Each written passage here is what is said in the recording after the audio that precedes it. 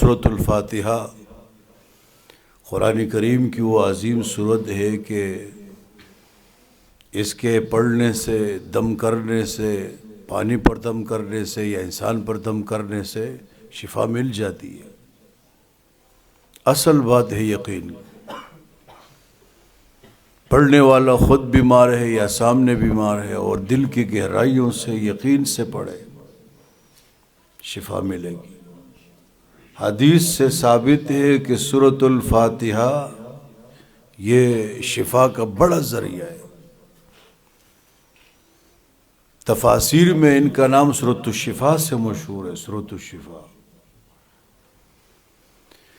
ایک مرتبہ نبی کریم صلی اللہ علیہ وسلم نے صحابہ کرام رضی اللہ عنہم میں سے کچھ کو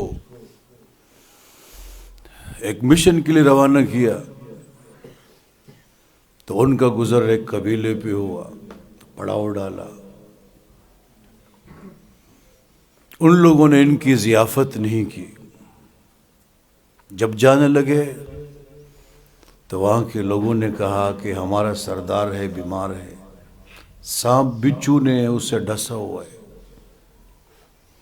اور ہم نے ہر طرح کوشش کی کہ اس کو شفا ملے، جھاڑ پھونک، دم وغیرہ، ٹوٹکا، ٹھیک نہیں ہو رہا ہے۔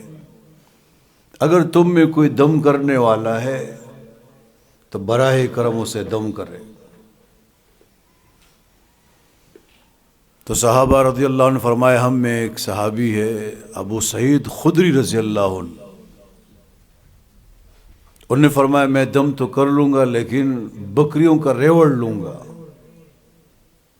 تو انہوں نے کہا ہم دے دیں گے، ہمارا سردار ہے، وہ ٹھیک ہو جائے۔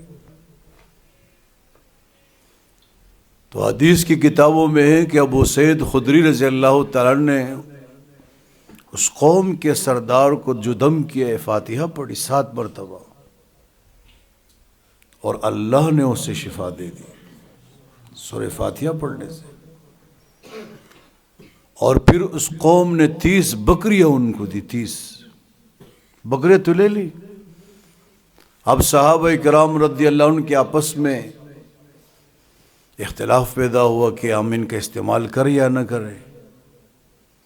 تو مدینہ منورہ پہنچے، آپ صلی اللہ علیہ وسلم کے سامنے مسئلہ رکھا، کس طرح مسئلہ ہے، یہ ہمارے لیے حلال ہے کہ نہیں؟